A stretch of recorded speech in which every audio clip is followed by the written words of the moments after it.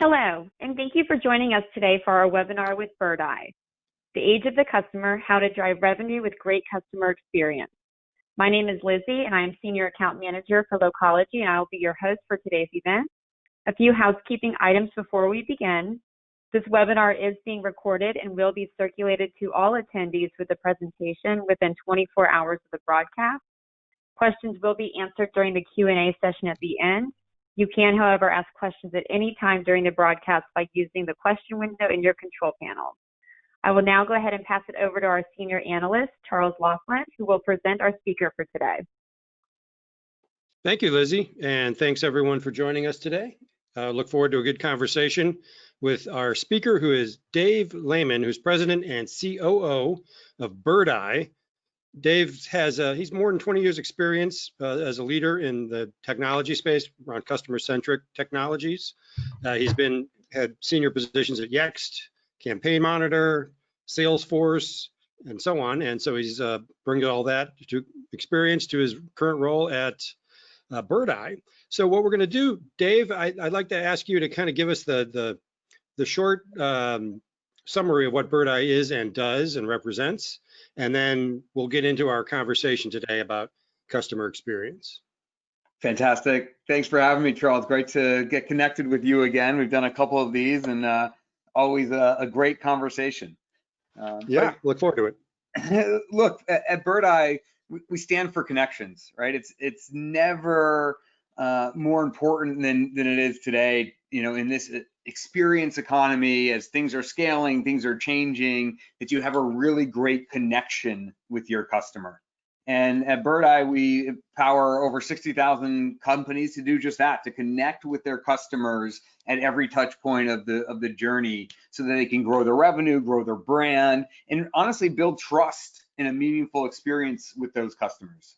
We help customers be found, help them be chosen, and help them be the best by helping them with their listings and review management, help them have web chat so they can interact directly with their customers, have them listen to their customers with surveys. So really giving that end-to-end customer experience that companies need, right? And really creating those connections that matter most with their end users. So really happy to be here and talk a little bit about customer experience today. Okay, so before we kind of get into the my first question that I had teed up, you said something a second ago. You used the phrase experience economy. I'd love for you to expand on what that means to you. Yeah, I mean, look, right now, the way people interact with a brand is different. We'll talk about how things like that have changed with COVID. But in general, people's trust is built up in new ways, right? They've got to work with and find the information online. They're searching for people, they're reading their reviews, they're trusting other people's opinions out there. And it's critical that a business thinks about that full, exposure, right? It's not just, hey, somebody's in my door, I've got to treat them well, I've got to give them a good service. I need to be able to provide an experience everywhere they interact with me. Okay, so we've been through, the topic that we can't escape, which is COVID. We've been through, a few months, of this experience. Been through the lockdowns, been through the reopenings, and hopefully not more lockdowns. But the situation is fluid, as we all know. But through all of this, I'd just love to hear you talk a little bit about some of the things you've observed, just in terms of, what small businesses have done to get through this, what they've learned, what tools they were adopting. Just what are you observing and seeing that has sort of come out of this that you feel are, sort of have long-term relevance?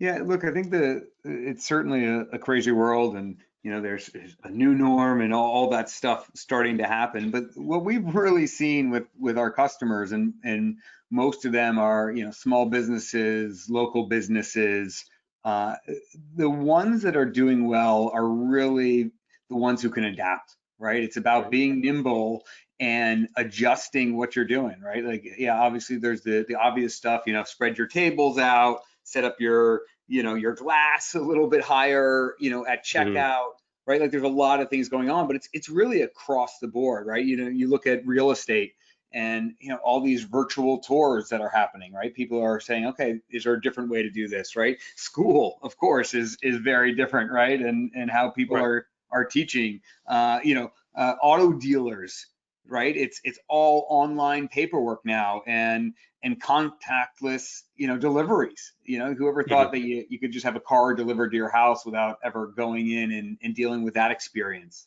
right? Healthcare, right? This is something that's changed tremendously. Both the messaging with patients, but also like telehealth, doing video calls. All of that is really exploding. I can tell you, I went in this weekend, and unfortunately, my son was having ear problems. We went to the urgent care. He's had a history of like ear infection, so I'm like, I'm sure that's what it is, right? But you go to the urgent care, and sure enough, you get to the door, and it's all locked up, but there's a sign there that says, hey, text this number, and we'll start the process, right? So it's like, I'm sitting there, I see the person inside that I'm communicating with. They have me fill out all my paperwork online. She called me. I ended up giving credit card, over the phone. And then she's like, okay, take 3 rights out of the parking lot and come into our back entrance in the garage, and let's do our service there, right? Like, this is the world we're in right now. And really everybody that is almost sounds adapting. like a drug deal, but I know. They're like, hey, meet me the third door from the right. It's, and they come out and take temperatures in the car, and had them get out of the car for maybe 30 seconds or whatever to do a full exam, but never got into the doctors, and they gave them the medication and everything. No, yeah, I mean, it's amazing. So a couple of theories that we kick around here about what's going on with this. One is that, in some of these are widely held, not our unique thought leadership, but one is that this has been a massive accelerator of adoption of practices, technologies, tools, et cetera, of trends that may have been brewing, but have just been massively accelerated by this this experience.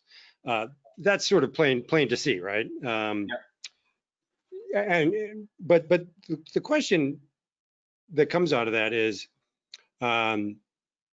here's an example. We wrote a blog post the other day about something that DocuSign had done, a virtual event where they interviewed one of their customers who ran a mental health clinic, and talked about all the use of DocuSign, of course, to do all these HIPAA permissions for telemedicine. Sort of because it went from like a few percent to 100% telemedicine or telehealth, and then, but his comment was, we were at about 5% before this. This brought us to 100%, obviously. We expect the new normal, and I should put a coin in the jar for using that cliche, but of course, there'll be enough for a hamburger at the end of this webinar, probably. But they expect that new normal to be about 30%, which is an interesting. Wonder if you sort of apply that to everything, where it goes all the way because of necessity. What, and maybe it was 5 to 10% beforehand. What is the new normal? And I don't know if you have thoughts on that, or any observations on what that's going to mean. Yeah, right in line with one of the studies, we've seen where it's like a 20% increase in preference for contactless operations, right? Like anything that can be contact, and it's not just the young people again either on smartphones. It's 2/3 of those were above the age of 40, and in the older generation. So people like this is here. It's accelerated what companies have had to do in this environment, but a lot of it's just convenient too, and it's gonna stick around, right? And we've got a customer, they sell shutters, right? So not all that exciting, though at this time, anything in the home, any home services are doing really well, right? People are sitting around the house all day, they gotta fix it up, right? And but like a shutters company, that's what they do. They install shutters, that's their specialty. but they started using our web chat and being able to text with customers, and it's exploded, both in terms of better communication with their clients during the installation process, but also just getting new leads, right? Like somebody comes to their website and has questions, can't go into their store anymore to look at inventory. They're starting this whole new, lead funnel this way. They got over 1,400 leads over the last couple months because they've now opened this channel up to people to talk to them. And why would they ever turn that off? Right. Well, that's interesting. You raise kind of touch on another thing that I guess we've been thinking about: small business behavioral change. But I think there's a massive consumer behavioral change that's happening that may be more profound, like longer term, than any changes that small businesses are undergoing in terms of the tools and technologies they're using. And it's interesting, as you note, that older consumers, because let's be honest, that's a higher risk group generally for COVID. Yep. So, so they're, where they may have been reluctant to even do anything other than leave a voicemail previously, are now using all kinds of communication channels, and they're getting used to these things that they may have not been particularly inclined to use previously. And I think that's interesting. I don't know how you measure that without doing some research, but it seems like that's going to have be a big driver for small businesses more or less permanently using some of these tools. Yeah, I mean, absolutely. You look at it, even something like, like Zoom. Like I've been using Zoom for a while. I've known what that is, but that's part of my job, right? But now it's like, again, the household name where, my mom, who is not young can use it, and everybody just, that's what they do now. And that's just a piece of it. I think the payments are getting more touchless, and people are comfortable with that. But just in general, you're getting people more comfortable using this technology. Yeah, I'd like to see the data on like mobile payment adoption by 55 plus. I don't know what that is, but my guess is it was a transformational difference over a few months ago. That's my guess. I have to go look at that. Anyway, let's talk a little bit about kind of specific tools and technologies that are in your platform. Which ones have kind of, you mentioned text, you mentioned web chat. Are there any sort of non-obvious tools that have really kind of risen to the fore and made a big difference that maybe you hadn't expected, or that maybe weren't big pieces of your product stack before, but now are huge pieces of your product stack? Can you talk about that a little? Yeah, I mean, look, the first one that is still obvious, right, is the communication tools, right? And you need to be able to, interact, and as we talked about before, connect with your customers really any way they want, right? Whether they want to text you, be on live chat, they want to, call you, video you, like all of that, having that centralized platform for communication has been critical. We've also actually found that it's key for internal processes as well, right? Having a centralized inbox where your whole team, who again used to all be sitting right next to each other, and depending on the industry, you're only got a couple people either in the store, or you've got a couple people, in the office. A distributed workforce needs that centralized communication tool on their side as well. So that's been key. We've got even just like a jeweler who you wouldn't think about it in this stuff, right? Wanted to, set up our web chat and made it so that they could set up these one-to-one meetings because they couldn't be sitting in their store all day waiting for people to walk by. Right. So that piece is certainly critical. The other one that's jumped out quite a bit is on the feedback side, right? There's so much going on, so much change. As we've talked about, being nimble was critical, that it's so important that you listen to your customers right now, right? And you understand what's happening and what's working and what's not, and then analyzing those friction points and then really taking action on it, right? Like that piece of it, just, hey, from my, forget new customers or extra, like just the people who are coming in, what are they saying, and what have I changed in my experience that's working and not, we've got a great customer who's got a bunch of vet locations, and what they do is, they started this. They've been using us forever to manage their reviews, but as soon as COVID hit, they said, okay, we got to start asking internally what's going on. And every time somebody, comes in and visits the vet, and they are still open, they're, pets are essential, they would send out a survey. And they kept getting better at asking the questions as well.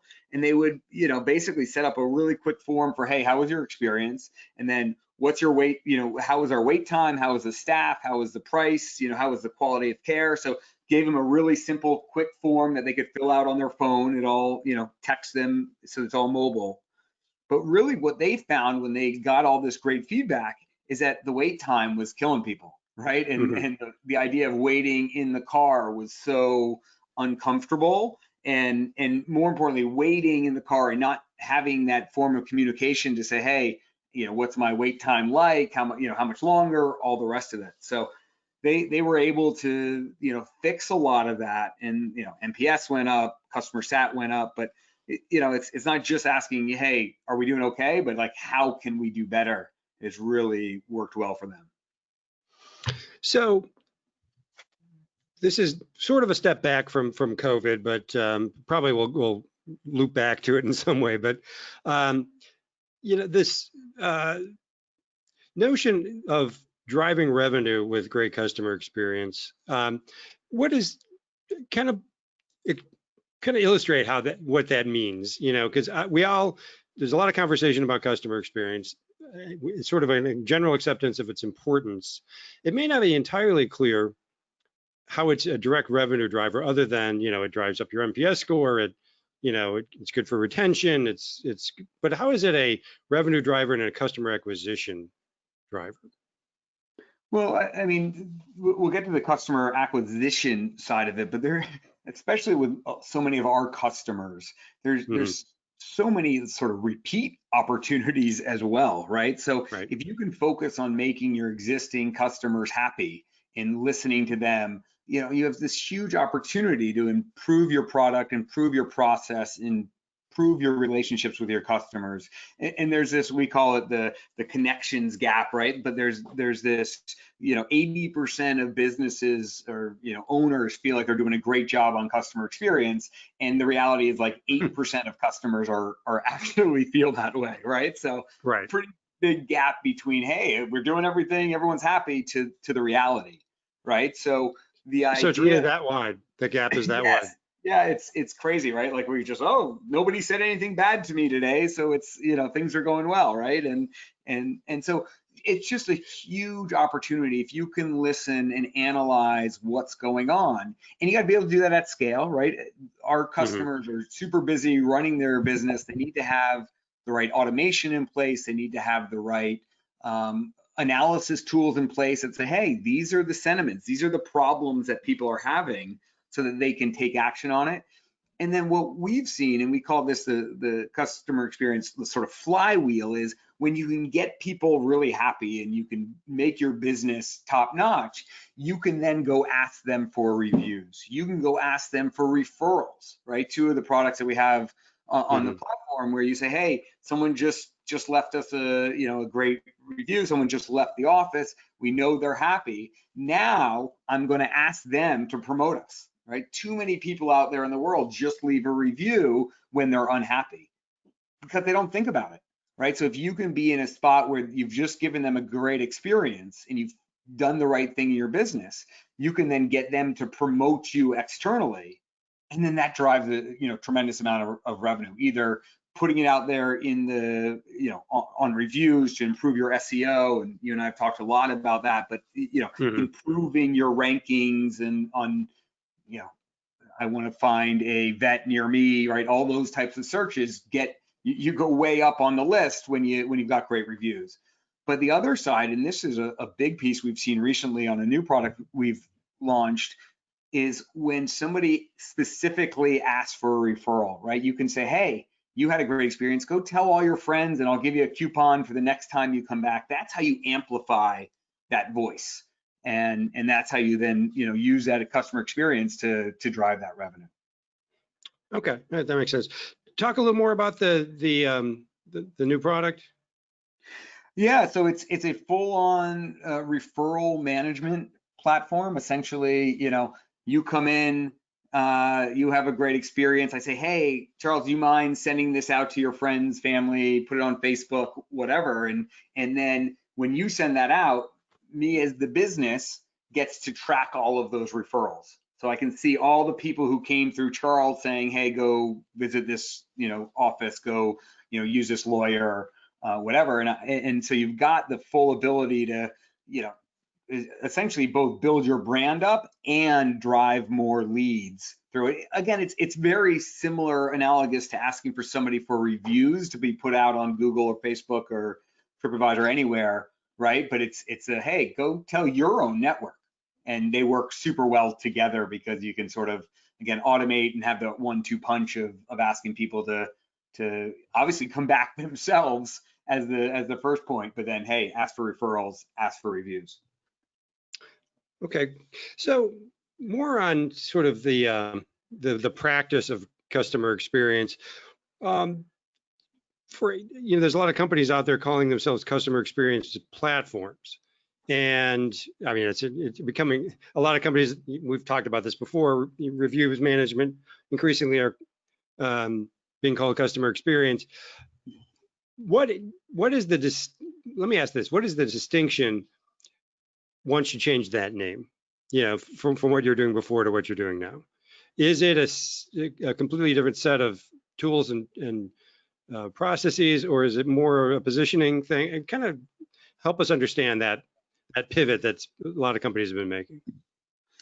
Sorry, you mean from the review from management, like reviews to customer experience? Yeah. Well, look, for me, like review management and online reputation management, like those are important pieces, right? Like this is a great way to listen to your customers out there, respond to your customers, again, amplify your SEO, all very important, but it's just really one piece of the process, right? If you think about how you want to both have touch points where you interact with your customer, as well as how you want to create a real connection with them, right? It goes well beyond that. And so for me, it's obviously both the product set that we have and we offer to our customers, but it's just that overall end-to-end customer experience that you're giving them, right? So like, yes, get them in with reviews and get we say be found with that, right? And then the next is, hey, you got to actually, when they come to your website, when they start personally working with your brand, you need to be able to respond to them. You need to be able to talk to them on their level, that sort of omni-channel communication, so that, yeah, we're really going to choose these people to work with and do business with. And then again, we talked about the listening and surveying and getting those insights from all of those communications, that full voice of the customer. That's how it then gets amplified and goes back around in this vicious cycle. Actually, I got one sort of slide on. Okay. Anyways, it's that's the idea that it's if you're just focusing on one piece of it, that's okay, and a lot of people start there. But when you have the whole thing working, it just keeps building on itself and building. Okay, so it was a natural progression out of the origins in reviews. Yeah, exactly. Okay, that makes sense.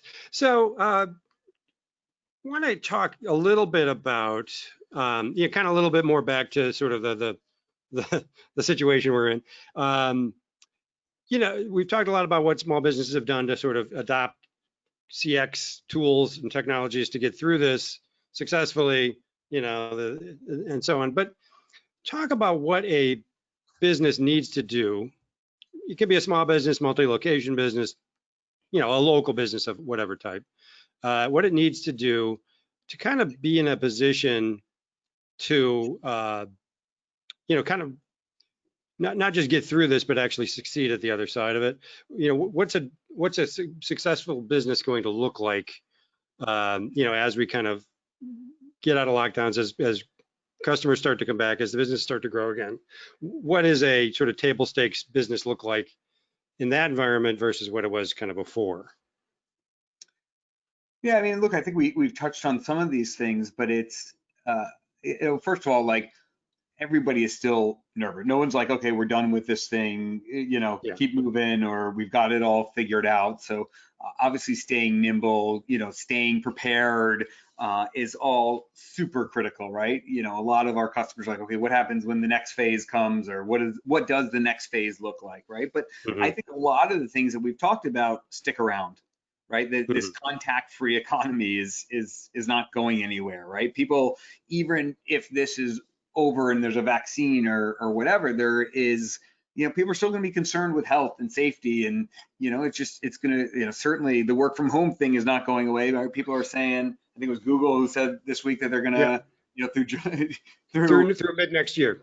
Mid next year, right? They're already, keeping people out of the office, right? So like that in itself just sort of sets a precedent of where we're going to be working and who has to be in an office and all that. So all this stuff is going to be there. So, what our great customers are looking at, what we talk to a lot of people about is, again, how do I have this platform that I can continue to tap into the voice of my customer and amplify it, right? Like that's essentially what it is. I need to be not just trying to figure this out on my own. I need to be listening. I need to be asking those questions, and I need to be continuing to improve my business, right? Like yeah. Those are the things we've talked about, because again, the trust that they've got to build with their customers is so important that they need these tools to help them. Okay.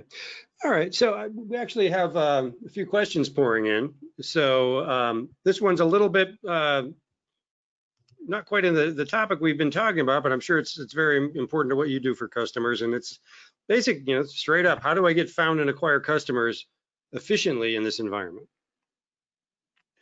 Yeah, I mean, look, as we kind of mentioned, right, this being found, and so many searches these days start on Google or they start on a map application.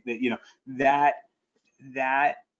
isn't changing. That's still there. The best practices for that, obviously you got to have clean listings. You got to have, the right, name, address, phone number, and the more consistent that can be, the absolute, the better. So you got to certainly start there.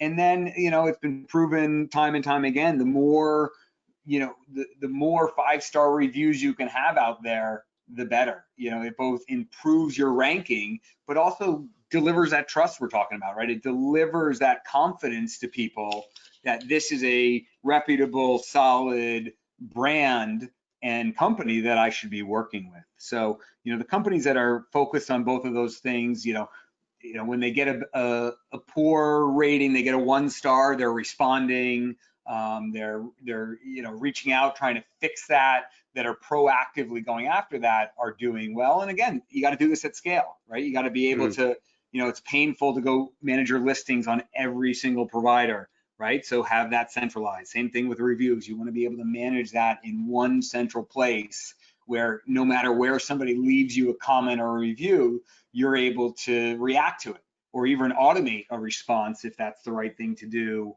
A bunch of 5-star reviews come in, great. You don't have to get super creative, but thanking people on that, all of that helps drive more good reviews and the rest of it. So that's really still the secret to being found out there on the web. And you're competing, right? So how do you stand out from the other car mechanic down the road, the other law firm down the road?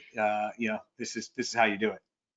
One thing that just kind of occurred to me is a conversation that we often have when we're talking about small business is this notion of how much is the small business willing to do?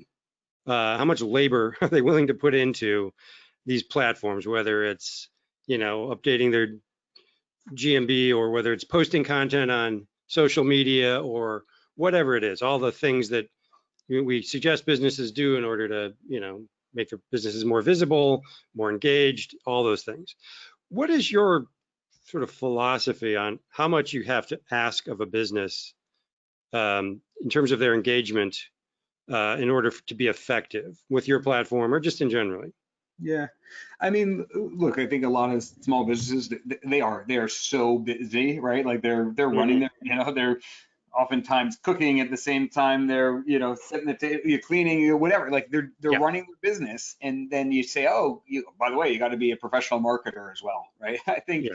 this is, first of all, where a lot of our partners come in as well, who are, end-to-end agencies and really can, for those who need that full hand holding, can provide a great solution and a great, both technology and services combination.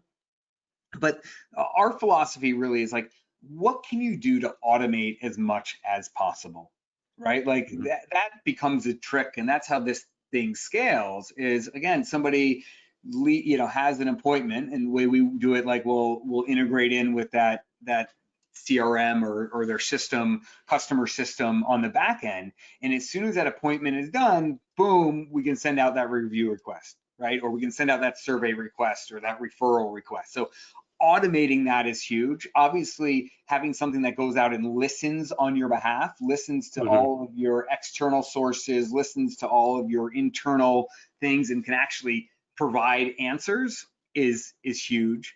And then, things like web chat, what we've seen, and we've got the only platform out there that allows you to do both live chat. So, hey, somebody's got a question, I can have somebody there manning it. We've got text chat, so somebody can take it offline and be texting back and forth with the business. But we also have a chat bot, and that's been really huge. What we've seen is, and we added in recently the ability to do all of your FAQs essentially on the chat bot, is automate that as much as possible too. If people are asking the same questions over and over again, hey, are you guys open? Or, what's the procedure for COVID? Like all of that stuff, if you can automate that, all the better. And then the rest of it comes down to, is there a return on it, right? Am I getting a lot more customers, because I'm manning that interface, right? I should only be putting in the time and the effort and the cost if I'm getting something back in return, if I'm getting repeat customers, if I'm getting new customers, if I'm getting, a better ranking in places. Yeah, actually, I have a stat for you that you'll find interesting. Is that we just ran, Locology just ran our Modern Commerce Monitor Wave 5-3. So we've been running waves every couple of months during COVID just to see how tech adoption is changing. Bill Dino will kill me if I give up too much data here, but I'll give you one stat. And that is that messaging and chat software jumped from 20% adoption to 29% from April to June, I believe it is. So there's and that's across all, business categories that we measure. And it's just an indication that companies are really jumping on a lot of this technology. Yeah. Well, to your point earlier, it's because the consumers are demanding it, right? Like, right. It's just, we've seen it time and again that people will still pick up the phone, but they also are starting to get comfortable with that as a means to communicate. One of the things we also do is we'll take over your landline and make it textable. So like, you don't have to have, hey, here's your 3 different numbers to communicate with us. You can see the landline, you find it on Google or whatever, you just shoot a text in and it goes right into the centralized, inbox for people to respond. And the consumer, again, they feel like they're being heard on every channel. Right. So I want to talk a little more about the future and kind of, whenever I ask somebody, give us your product roadmap, I always know I'll probably get a vague answer, but let me ask it a little differently, which is kind of talk about, what is the future of CX tech for small businesses, multi-location businesses? What does the future look like? I mean, the AI seems to be a big driver here, automation, et cetera. Do you have can you kind of paint a picture of us for where this is going to evolve in the next few years? Yeah, look, I think the 2 biggest things, one is, again, the connections at every point of the customer journey, right? Like those are so separate right now. And so if I'm a small business and I know I can have one platform that allows me to communicate and take over sort of everything with my customer, maybe I've got a billing system in the background or something like that, but anything where I'd want to say, hey, is my customer happy? Have they been talking about me? Like all of that in one place is super valuable. And then I think the other one is, like you said, is sort of the AI side of this, right? You've got to be able to do, in my mind, two things. One is automate as many of the processes as possible, right? Like you want to make the setup obviously easy, because this is, for small businesses that are doing a lot of other things, don't usually have big IT staff. So you got to make that pretty seamless. But like, hey, how can I make this, set it and kind of forget it on as much of this as possible? That's how you get scale. That's how you get confidence in a platform. The other is, I think, I've mentioned the voice of the customer a couple times, and people say that, oh, I send out a survey and I get the voice of my customer, right? But like, to me, the future is, hey, I don't care where this person is talking. I don't care if it's on a review site. I don't care if it's in the surveys. I don't care if it's in the text messages or the questions that they're asking on chat. I don't care, it doesn't matter where the voicemails they're leaving me, right? We've got this way to take a voicemail and pull that into a text conversation and transcribe all that, right? Like voice, like that's just another form of information these days, right? That's not hard. So like, take all of that and really understand what the customer is thinking, acting, recently, how are they feeling about stuff. Like that's super powerful. You can make real business decisions on that and help both individual customers and improve your overall operations and business if you can understand that full voice of the customer. So are you talking about aggregating all this data into getting some sentiment analysis and that sort of thing? That's right. Okay. And then, because I think we've talked about this before, where this idea that, if you just take the data that's flowing through a single customer's, experience or whatever, there may not be enough data there to make sort of, to anticipate behavior by your customers and to, make decisions that will serve them better, et cetera. But if you aggregate it across the platform, there's enough information there to actually do predictive things that will drive higher return and all that. Is that so? That's sort of what you're talking about. That's where. I think it's actually twofold, right? Like one is like the one voicemail that a customer leaves you. May be super telling, right? And with the right AI, you can also react quickly to that and stop a 1-star review from going out there, or a customer from leaving you, or bad mouthing you to their friends, right? Like so it goes down to the individual being able to respond to them, but then it's your other point. Yeah, I can see trends across all of my customers, or maybe I slice it by one location who's burning the pizza crust a little too much, right? Or one region of the country, if that's the scale of your business, that's not responding fast enough. So yeah, have certainly a big enough data set, but then be able to slice it and dice it all the way down to as tight as you need to make good business decisions. Right. So I'm going to ask a little bit of a challenging one, which is, as a leader of a company serving small business, what is your kind of internal, at least your gut, or what is your sort of consensus view on kind of how long we're in this? I mean, you're not obviously you're not a public, you're not Anthony Fauci, you're not the head of the chairman of the Federal Reserve, but we all have to sort of make our assessments on and plan around them. I'm sort of curious what yours is about sort of, how long we're in this.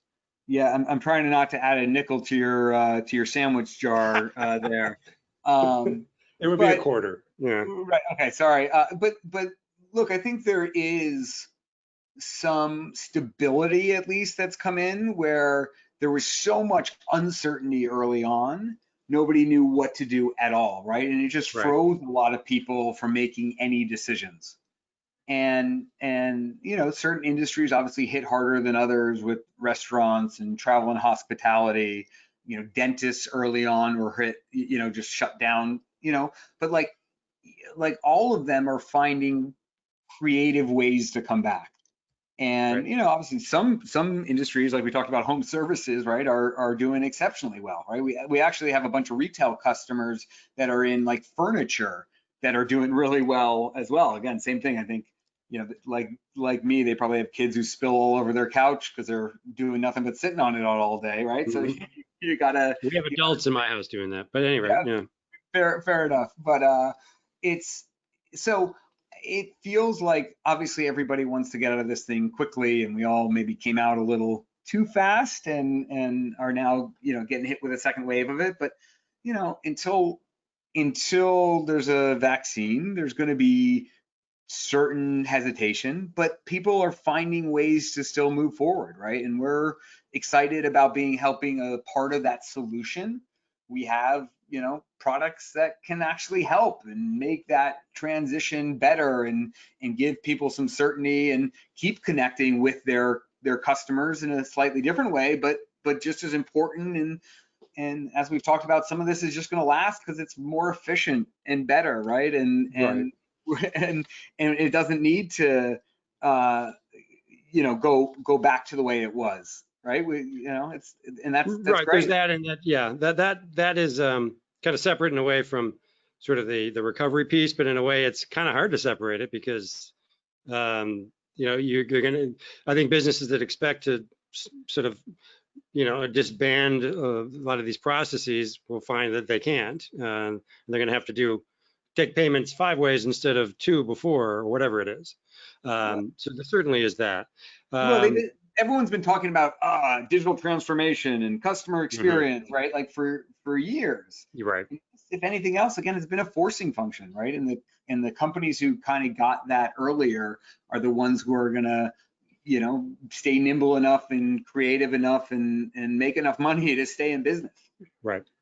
Well, my sense of it is that, you know, again, we sort of full circle, we talked about acceleration, I think, at the beginning of this conversation. And my sense is that uh, you know, this has been kind of a brutal, almost Darwinian uh, force, and that companies that maybe were, you know, small businesses, mid-sized business, whatever, that were kind of teetering on the brink before this. You know, this is a coup de grace for many businesses, and that's unfortunate. Um, and I think so. We'll come out of this at the other end. I think my sense is those who are remain will be much better businesses. Uh, Yes. they'll be much more efficient. They'll have learned a lot from this. You know, that which does not kill you makes you stronger, I think, is another cliche worthy of a coin jar, but I think applicable here as well. So one last thing was we talked a while back about, and we've written a lot at Locology on our blog during this process about companies that accelerated products to market and then offered them at free or reduced prices, sort of, to, you know, in the early stage of the crisis to kind of help businesses get through, et cetera. You did this with your interactions, if I'm getting it right. Yep. Could you talk about how that worked in terms of helping your customers, how it worked in terms of getting that platform used, how it worked in terms of, you know, advancing your business? Yeah. I mean, it was very well adopted. We've gotten and helped a lot of companies with that. I don't have the exact numbers to share on how many people sort of signed up and got it for free for you know, a series of months. But yeah, like I said, it was sort of at the right time, and we knew that it could be helpful. Now, when you rush something out, you sometimes cut, you know, you don't put in every single feature. So Right. that's what we've been also doing over the summer, is adding in additional capabilities and keep advancing the product as we hear the feedback from customers of additional things that they want, right? Like that, I mentioned the FAQs, like we had it where, hey, the chat bot, we call it Robin, will answer 8 questions, you know, like, you know, what's Mhm. your store hours? How do I get directions there? You know, those type of basic questions. And we heard from so many people, hey, we got a lot of other questions that we get hit repeatedly with, right? How do we add, you know, let's add this capability in. So we make it, yeah, load in as many FAQs as you want and automate that part of Robin answering on your behalf. So we're, you know, great way to sort of start with the product and get it into a lot of people's hands so that they can be, texting back and forth with their customers. But more to go on that platform as we keep adding to it. Great, great. So I'll give you a chance if you had any final thoughts. Otherwise, we'll wrap this up. Yeah, no, appreciate the time. I think, like you said, this is sort of a Darwinian, time where we all got to kind of, go to the next level with our communications and our connections and building that trust with our customers. And, it's driving right now is the time to do it. And we're here to help any way we can with, both agencies who are helping support their local customers with this, and obviously direct customers of all sizes who need this kind of end-to-end capability to connect with their customers. Great, great. All right. Well, thank you, Dave. It was a great conversation and a lot of fun, and always interesting to catch up with you, and really appreciate you joining us, and appreciate everyone out there for joining us. Lizzie, do you have any final details to cover? Thank you. Yep. Thanks, Charles. And thanks, David, too. Great questions and discussion. And I just want to thank BirdEye again for putting this together for all of us today. Just a few more items from Locology before we end today's webinar. You will be able to view today's broadcast along with previous webinars on our website, locology.com. Just navigate to research and resources and drop down to webinars. Thank you so much for joining us today. Please be sure to visit locology.com and subscribe for updates to be the first to know about future webinars. Have a great day, everyone.